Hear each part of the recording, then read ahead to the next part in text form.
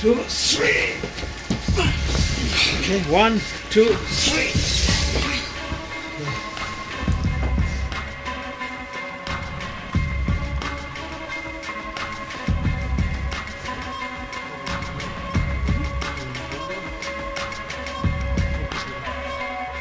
Het is en blijft een roofdier. Daarom zijn we natuurlijk niet, dat ik niet in mijn eentje en de tijger onder zeil moet brengen en ook nog eens eventjes moet zorgen dat ik mijn werk goed kan doen.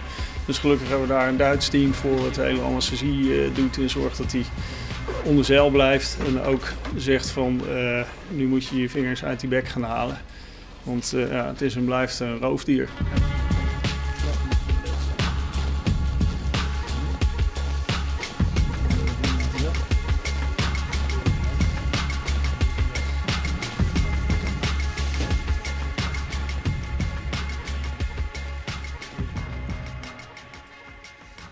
Is het voor jullie ook spannend?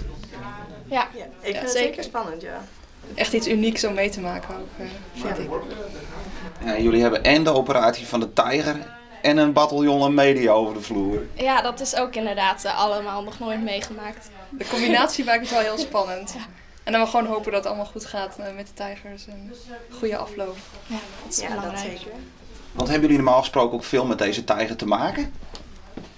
Ik ben hier vrijwilliger, dus ik voer hem wel eens en maak zijn hok schoon, ik ruim zijn poep op. Ik zit bij het kantoor in Amsterdam, dus ik niet. Ja, ik ben ook vrijwilliger, dus ook vooral het hok schoonmaken. Dus nou vooral hopen dat het goed gaat. Ja, Ja, dat is wel het belangrijkste. dat zeker weten.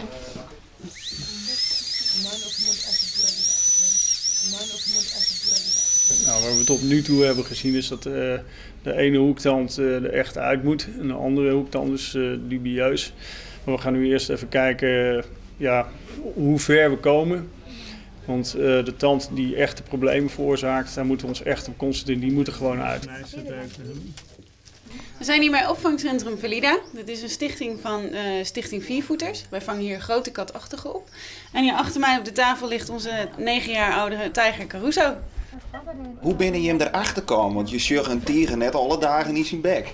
Dat klopt, ja. Nou, wij letten er iedere dag heel erg op. We doen heel veel aan observatie. Dus dat betekent iedere dag naar de tijgers kijken. En vooral op het moment dat ze gapen.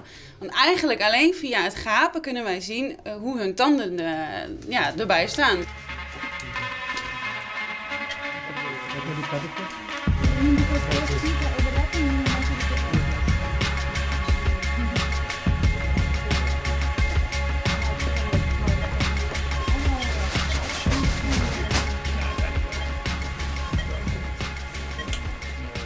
De tand is eruit. Is het goed verlopen? Ja, nou, hij is er helemaal uit. Dus wat dat betreft, in die zin is de operatie geslaagd.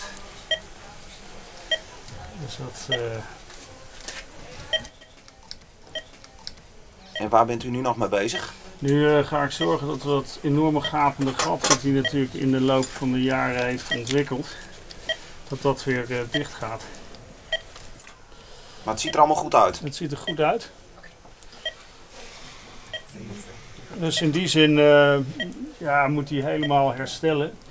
Het voordeel van een beetje wilde dieren is dat hij toch een soort andere constitutie, een beetje ander gestel hebben dan zeg maar onze gewone huisdieren.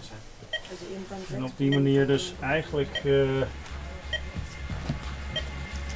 ook veel sneller herstellen. Dan zie je eigenlijk wel heel veel dierentuin, dierachtige dingen.